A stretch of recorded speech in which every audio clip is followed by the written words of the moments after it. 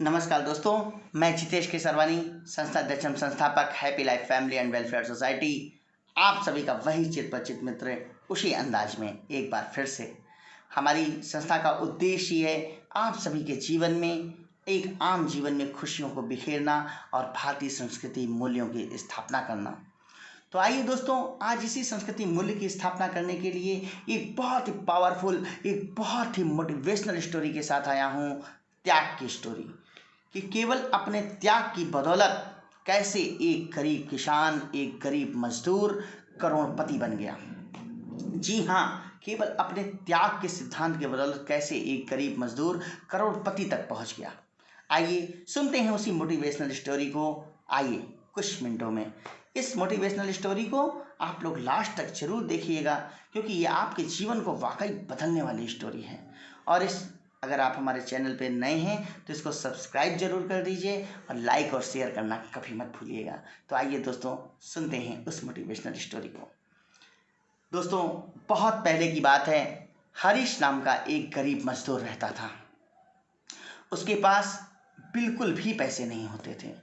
वो किसी तरह से किसी के खेत में काम करके केवल इतना ही धन जुटा पाता था जिससे किसी तरह से अपना पेट भर सके। वो जो है 3 से 4 रोटियां बनाता था और उसी को खा करके अपना पेट भरता था। एक दिन उसने 4 रोटी बनाई। उसके बाद वो जब हाथ मुंह धुलने गया तो वापस आया तो क्या देखता है कि उसमें से एक रोटी गायब है। उसको बड़ा आश्चर्य हुआ कि अभी तो 4 रोटी थी, हमारी एक रोटी कहाँ चली गई। फिलहाल उसने खाया, लेकिन अब तो ये रोज का क्रम बन गया। 1 दिन, 2 दिन, 3 दिन यही क्रम चलता रहा। वो रोटी बनाकर हाथ मुंह धुलने जाए और उसकी एक रोटी गायब हो जाए। अब उसका पेट भी नहीं भर पाता था। वो बड़ा चिंतित रहने लगा।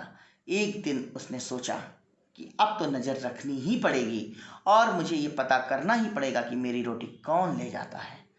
जब उसने नज़र रखना शुरू किया तो उसने क्या देखता है कि एक मोटा चूहा वहाँ पर आता है और उसकी एक रोटी को घसीट करके ले जा रहा था।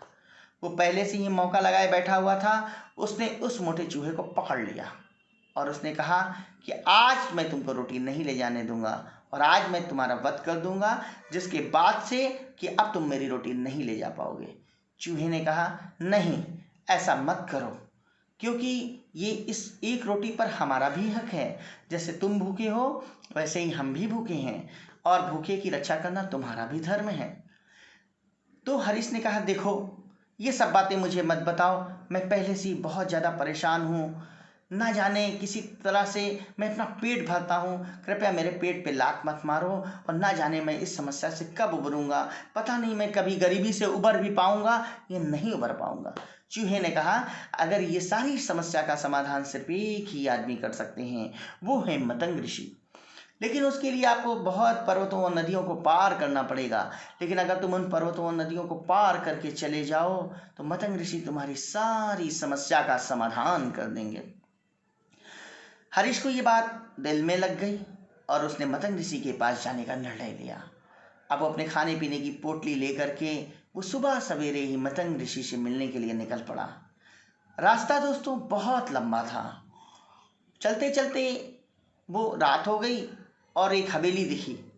उसने हवेली का दरवाज़ा खटखटाया। हवेली के मालकिन ने दरवाज़ा खोला। हवेली के मालकिन ने जब उससे पूछा कारण, तो उसने अपने रात के आश्रय के लिए एक रात का आश्रय मांगा और अपने मतंग ऋषि तक जाने का उद्देश्य बताया। मालकिन बड़ी प्रसन्न हुई और उन्होंने कहा, जब मतंग ऋषि के पास जा रहे हो तो एक काम करना, मेरा भी एक प्रश्न है, वो भी तुम उनसे पूछा ना। उसने कहा, बताएं आपका क्या प्रश्न है। उस मालकिन की एक बहुत ही सुंदर कन्या थी जो कि 20 वर्ष की हो गई थी और उसने 20 वर्षों से आज तक एक भी शब्द नहीं बोला था। बाकी वो बहुत ही सुंदर थी, हर प्रकार की विद्याओं में पारंगत थी, हर प्रकार से गुणी थी, हर प्रकार से श्रेष्ठ थी।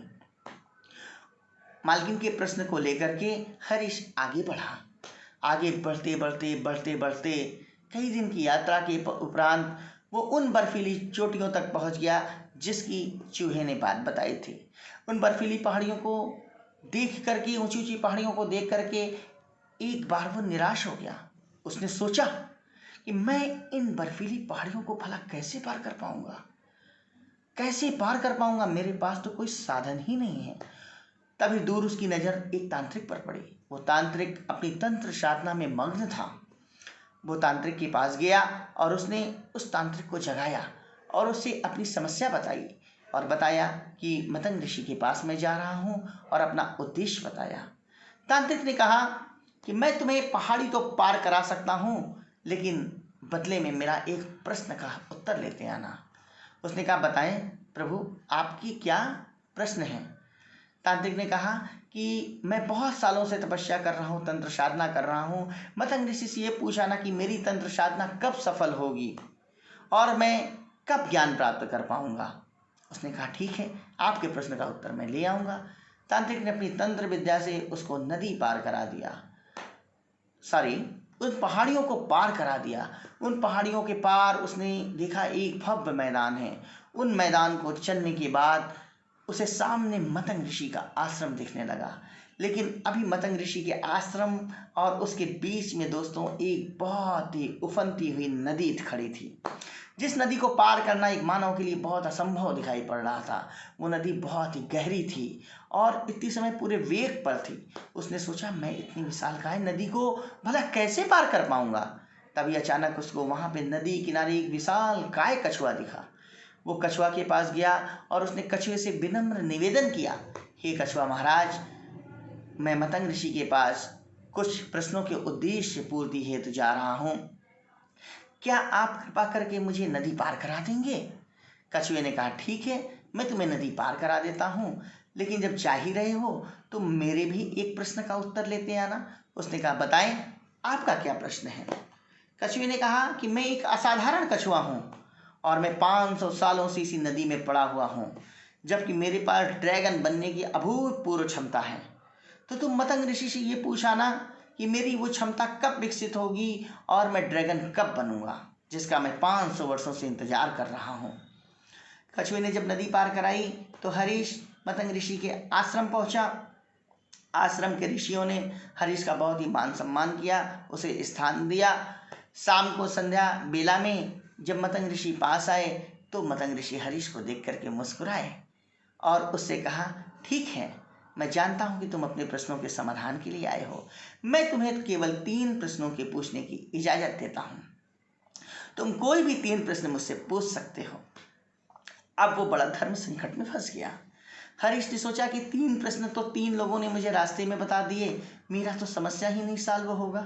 अगर उनके प्रश्न पूछता हूँ, अगर अपने प्रश्न पूछता हूँ तो मेरी जबान झूठी होती है, मेरा वचन भंग होता है। अचानक से उसने जब अपने आप को धर्म संकट के तराजू में पाया तो उसने अपने धर्म को ऊपर रखा। उसने कहा, नहीं, उन तीनों लोगों ने मेरी मदद की है और बदले में मैंने उनके प्रश्न का उत्तर लाने का वचन दिया है, तो मैं अपना वचन कभी नहीं तोड़ूंगा। तो उसने पहला प्रश्न पूछा कि उस युवती का विवाह कब होगा, उस युवती का भूल कब आएगा वापस। तो मतंग ऋषि ने उसको आंसर दिया कि जब उस युवती का विवाह हो जाएगा तभी उसकी बोली वापस आ जाएगी। ऐसा सुनकर के वो बहुत प्रसन्न हुआ कि चलो एक प्रश्न का उत्तर मिल गया। वहाँ तो मालकिन उसकी वही सोच रही थी कि जब इसकी बोली आ जाए तब हम इसका विवाह करें, क्योंकि इसके लिए कोई योग्य युवक नहीं मिलेगा गूंगी लड़की के लिए। उसके बाद उसने तांत्रिक का प्रश्न किया कि वो तांत्रिक को ज्ञान की प्राप्ति कब होगी, उसकी तंत्र साधना पूर्ण कब होगी। तो मतंग ऋषि ने जवाब दिया कि जिस दिन वो तांत्रिक अपनी सारी तंत्र साधना को किसी और को दे देगा और वो अपनी तंत्र विद्या के प्रभाव से मुक्त हो जाएगा, उसी दिन उसको ज्ञान का अनुभव हो जाएगा। उसके बाद उसने कछुआ का प्रश्न किया कि कछुआ ड्रैगन कब बनेगा। तो मतंग ऋषि ने उसको बताया कि जब कछुआ अपने आवरण को खोल देगा, अपने आवरण से मुक्त हो जाएगा, उसी समय वो ड्रैगन बन जाएगा। तीनों प्रश्नों के उत्तर लेकर के हरीश वापस हुआ और सबसे पहले वो कछुआ से सहायता से फिर से उसने नदी पार किया। कछुआ ने जब पूछा कि क्या मेरे प्रश्न का उत्तर मिला, तो उसने कहा, हाँ मिला। जब आप ये आवरण को तोड़ देंगे और अपने इस आवरण से बाहर निकल जाएंगे, उसी समय आप ड्रैगन बन जाएंगे। कछुए ने तुरंत अपने आवरण को तोड़ दिया और वो तुरंत ड्रैगन बन गया। और जब उसने अपने आवरण को तोड़ा तो उसके आवरण के अंदर से लाखों करोड़ों के मूल्य के हीरे मोती माणिक भरे हुए थे, वो सब निकल के जमीन पर बिखर गए। वो सब चीज़ें बिखेर करके उसने हरीश को दे दिया और हरीश बहुत प्रसन्न हुआ और बहुत धनवान हो गया। फिर उसने उसी ड्रैगन की सहायता से ड्रैगन ने अपनी पीठ पर बैठा करके उसको वो बर्फीली पहाड़ियाँ फिर से पार करा दी। हरीश उस तांत्रिक के पास आया और उस तांत्रिक ने जब पूछा मेरे प्रश्न का उत्तर क्या हुआ, तो उसने कहा जब आप अपनी तंत्र विद्या किसी और को समर्पित कर देंगे, जब त्याग की भावना आपके अंदर भी आ जाएगी, उसी समय आपको ज्ञान का अनुभव होगा। तांत्रिक ने कहा मैं कहाँ किसी को ढूंढने जाऊं, लो हरीश तुम तो इतने अच्छे इंसान हो, मैं तुम्ही को अपनी सारी तंत्र विद्या देता हूँ। हरीश को उसने अपनी सारी तंत्र विद्या समर्पित कर दी और वो ज्ञान के प्रकाश को लेने के लिए निकल पड़ा। अब हरीश तंत्र विद्या के सहारे जल्दी ही तुरंत हवेली तक पहुंच गया और हवेली की मालकिन से कहा कि आपके भी प्रश्न का मालकिन उत्तर मिल गया है और जैसे ही आप अपनी कन्या का विवाह करेंगी किसी से, इसकी बोली वापस आ जाएगी। मालकिन ने कहा कि अब तुमसे अच्छा युवक ढूंढने में कहाँ जाऊं, तुम इतने अच्छे हो, सबकी सहायता करते हुए आ रहे हो, तो लो मैं अपनी कन्या का विवाह तुम्हारे ही साथ करती हूँ। मालकिन ने अपनी कन्या का विवाह कर दिया और मतंग ऋषि के अनुसार उस कन्या की बोली भी वापस आ गई। अब वो हीरे माणिक पन्ना से जड़ित तंत्र विद्या से सुसज्जित हवेली के मालकिन के साथ, आप समझिए कि हवेली भी उसको मिल गई, सुंदर लड़की से विवाह भी हो गया, धन धान्य से परिपूर्ण भी हो गया। जो एक गरीब किसान था, एक गरीब मजदूर था, अगर उसने ये सारी चीजें पाई तो जानते हैं दोस्तों क्यों? सिर्फ अपने त्याग की बदौलत। उसने अपने एक प्रश्न का त्याग किया। उसने अपने प्रश्न मतंग ऋषि से नहीं पूछे, बल्कि उन सभी लोगों को प्रश्नों को पूछा जो उसने वचन दिया था कि वो पूछ के लाएगा।